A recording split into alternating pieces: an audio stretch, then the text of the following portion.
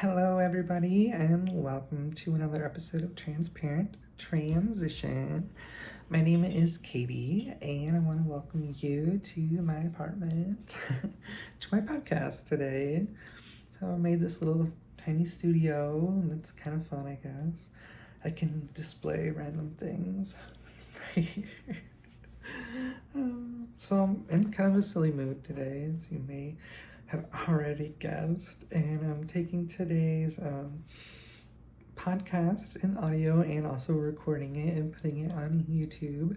So if you're not already following me, look for me on YouTube. I'm super easy to find, and the links are in the description of the podcast. But yeah, life has been pretty good. I've been able to dress up a little bit more than usual. I've had a lot of like major things happen. So probably the biggest and most fearful one, I came out to my mother. However, I chickened out quite a bit on hearing her response just because she, even a few weeks ago, was sending me some pretty hurtful text messages like before I came out to her. So I blocked her. But it was time to like at least tell her. So I wrote a very long trying to explain my thought process note to her and send it to her and a few other family members. And I may send it to more. I don't know. I haven't decided. But and I didn't want to hear back from her, so I reblocked her. And I've been thinking about calling her. I might do that sometime soon. But that happened. I also came out to my oldest daughter. So she was super sweet and curious and thinks that's kind of fun. So she's just not mad or mean or anything. I don't know exactly what her mother is telling her, but I know that they talk about me now. But life is pretty good. Life is pretty exciting. I have been working outside like 50 hours a week, which is not exciting at all. So I don't recommend you doing that. But besides that, it's been pretty good. I'm trying to figure out what my next steps are as far as my career goes.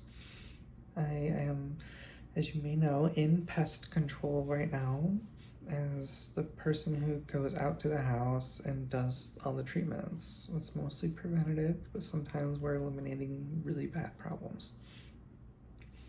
So I do that, and there are options for me now that I'm transitioning, and I could continue to do the exact same job and I don't know, give them like a week or two a grace period, but like this is my name, this is who I am now. Or I could okay, so this is why the first option's not gonna work for me. I know I haven't said the other options yet, but the first option of staying the same job, I think if people thought I was trans, because you have a lot of one-on-one interactions like with the customer, some of these neighborhoods, it's scary. Like for a trans girl to be knocking on your door and walking in and maybe being in a 1-to-1 ratio inside their house, that can be a little scary. It can be scary in multiple different types of neighborhoods. And I don't know if I want to do that. Really, the ones that scare me the most are the ones with the big political signs for a party that basically wants to kill me. So I don't want to talk about Project 2025 and all that crap, but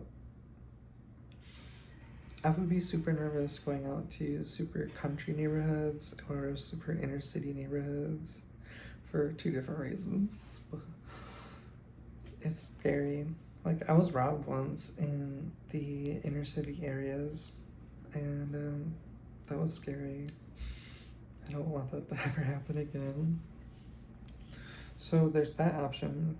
I could stay with the same company for option two, which I kind of like option two a lot because we have a totally different department that is work at home based. And there our support center, our office staff, the ones who are calling customers and building routes and handling all the scheduling and things like that. And it's a giant, elaborate team behind the scenes that I don't really know anything about. But I do know that I have really good rapport with the company. People really like me. They are encouraged when they see me. They are proud of me. They say nice things about my work ethic and stuff like that. So I'm a field technician or a service provider with a year's experience out in the field, and going into that support center role, I would be extremely valuable. And not only would it be valuable, not only would it be good for the company, but it would be good for me because now I can work as Katie. Hey everybody, I'm Katie, and I'm so excited to be a part of the online team. This is great. Work at home, be myself, not have to worry about death threats or, oh no, this guy has got a shotgun right behind this door right now. When you see machetes just sitting there, I'm like, oh my god. It's kind of scary. And then option three, which I like better than option one, option three is to find a new job at a new company, a place like Milan Laser, which is where I'm getting my laser treatments done. This is not a sponsored ad, but Milan Laser, oh my god, I am loving my experiences there. I signed up for the full body, so I have literally spread my legs, and that's where things go and come out. You're lasering there. I've been all of it except for my hair. This is not my real hair, by the way. Someday maybe I'll be brave enough to show you my real hair. But anyways, Milan Laser is amazing. I've had 3 full body sessions, and I mean, you can see some shadow still like on my upper lip, which I hate. But this used to just all be so much shadow and stubble. Like, I used to have a pretty decent sized beard, and I was like trying to hide. The beard was the best way to hide, so I regret that. And there's probably pictures of me out there somewhere if you really wanted to ever see that. But that's option 3. Work at a place like Milan Laser, and they're amazing. And every time I'm there, I have so much fun with the staff. Just chit-chatting and taking care of, like, scheduling is fun with them. They make it fun, and their nurses are professional, and that's what they are. They're nurses. Like, it's like a medical facility.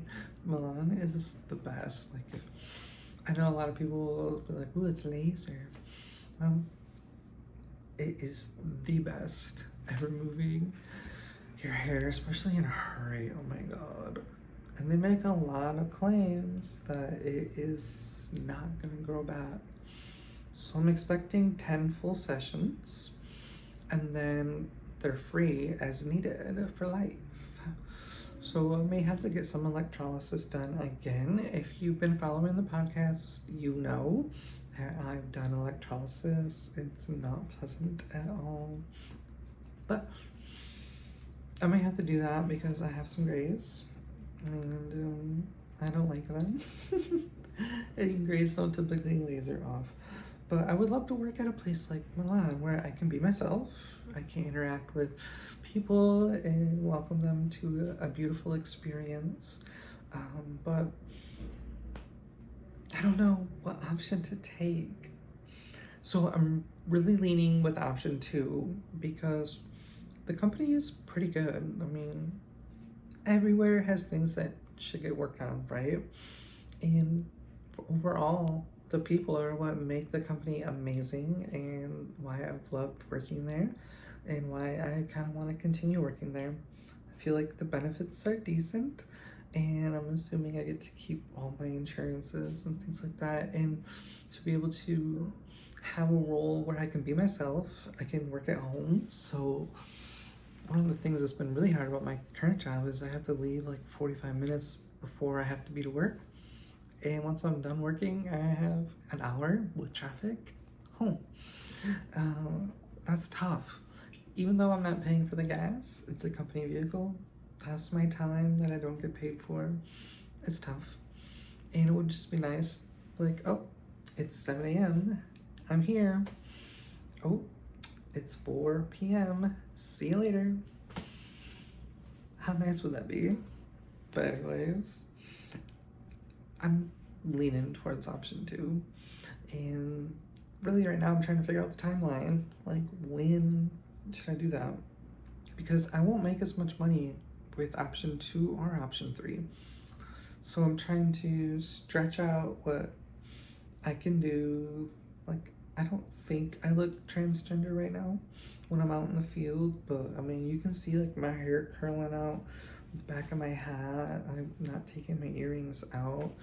I talk like I talk. So people may put two and two together.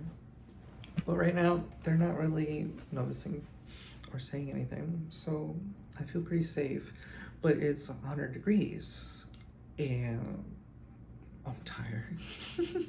And I'm ready for that other role where I can stay in my air conditioning and go down to the gym to run for my exercise instead of running around people's yards for 10 to 12 hours a day. But that's kind of like the big things that are going on. Coming out to my mom, coming out to my daughter, and trying to figure out work. And I really don't know what to do. But there's some other fun things happening in my life. And I've talked about boyfriends in the past on the show, and that's still going on. I definitely have an amazing relationship. It's a little bit unique and I really enjoy it and I'm happy to have it. Enjoying my apartment. Like, the neighbors seem chill. I've like waved to them a few times, the ones across the hall. They've seen me in boy mode and girl mode, so I didn't say anything besides hi each time. But the neighborhood's good. Like, I haven't heard a gunshot. But that's a determining factor. Like, 2 months in a neighborhood, have you heard a gunshot? Nope, I haven't. So I feel pretty safe here, and there's a lot of smiles by the neighbors. Everything's pretty chill.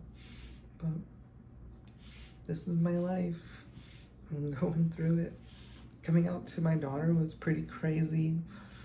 We were just sitting around, and it was just the two of us, and been wanting to come out to her for a long time because she's so inquisitive and she wants to know, like, well, why is this and why is that? So why are you and mommy splitting up?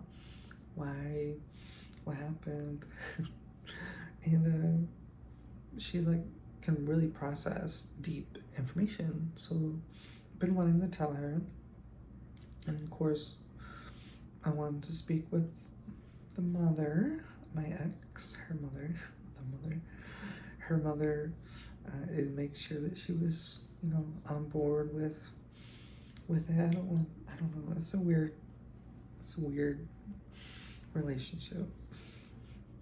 Like, do I need to ask permission to tell my daughter that I'm trans? No, but maybe out of the kindness of my heart and the desire to have a positive relationship with her and my daughters, obviously, going forward, then yes, I do want to ask her. And she was okay with it. And I told her I didn't know when I would, but once I did tell her, I told her mom right away. And we had a lovely chat, me and my daughter. And she has like a trans friend as well. And she just wants the best. I thought it was kind of funny. She wanted to see pictures, so I showed her a few pictures.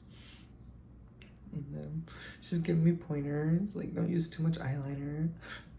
So I don't know. I don't think I used too much today. But yeah, it's just exploring my relationship with her now has been amazing.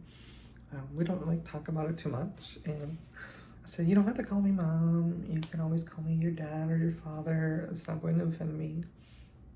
But